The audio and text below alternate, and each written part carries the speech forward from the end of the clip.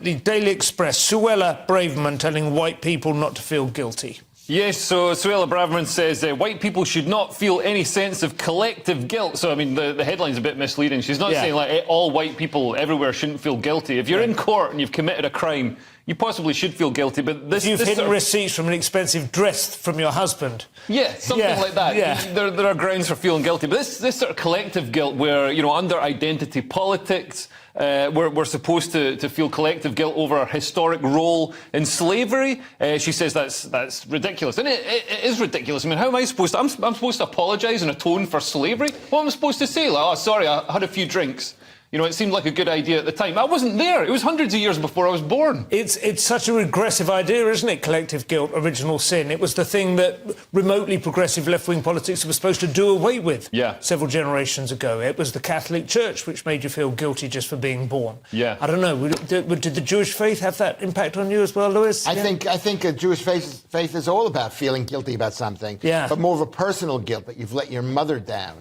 They say there's guilt and shame, and they're subtly different, but I've never been able to work out which one it is. But I don't know whether it's both of those. Yeah, no, there is a difference. And if you told me this question in advance, I could have come up with an answer. Well, you both have the Old Testament. I mean, that's where it comes from, isn't it? It's the Adam and Eve in the Garden of... well, if we can get back to Suella. Yes, what I want to ask, let me just come out. Maybe I'm going even right at the Daily Express, but I mean, how have we got to this situation? How would this have looked to you? I don't know how old you guys... I can remember reading tabloid newspapers in the 1980s. I remember seeing Falklands War headlines, which are going to come up later.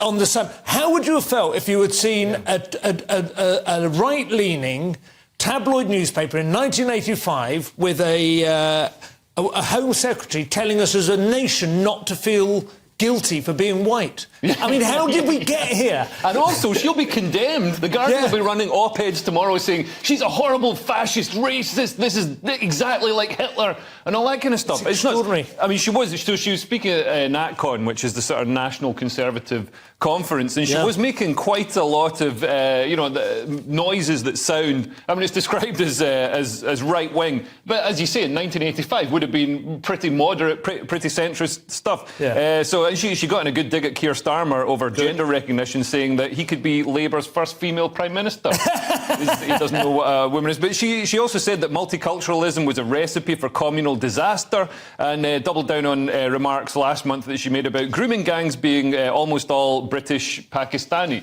Now, this is interesting because not many people not many Home Secretaries will take multiculturalism head on and say, no, actually, the point is to integrate, the point is to assimilate. Assimilation became almost, again, I'm not being funny, but seriously, that was a Jewish thing, wasn't it? That British Jewish people were very successful at doing. Like, it was a point of pride that you would do that you would kind of go, I am proud to be part, and multiculturalism has become such a, I don't know, like a religious, quasi-religious faith. It's an ideology, multiculturalism. Yeah. I mean, the last person to say what she said, basically, was Enoch Powell. Well, he said it couldn't be done. His warning was, if you get mass immigration, it won't happen. Mass immigration will just get... Drip-feed immigration, then people, at such a speed, you arrive, you look around, you see what the dominant culture is, you adapt, you assimilate, you integrate, you make your contribution. Mass immigration, you arrive en masse, you don't feel there's any burden upon you to make any changes in your own behaviour. A lot of people think that Britain needs to be changed. You have to look in the eyes of not us, but them.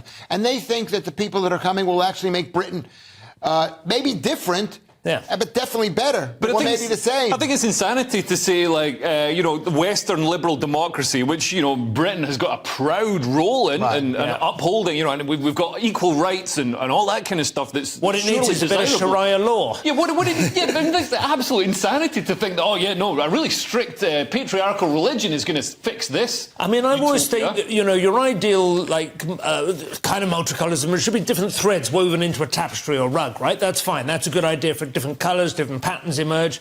But the threads need to be all of roughly the same sort of thickness and flexibility and of the same material. And of being basic British values such as... red, white and blue. We tolerate, everybody. We tolerate LGBTQ people. Women have got the right to vote. I mean...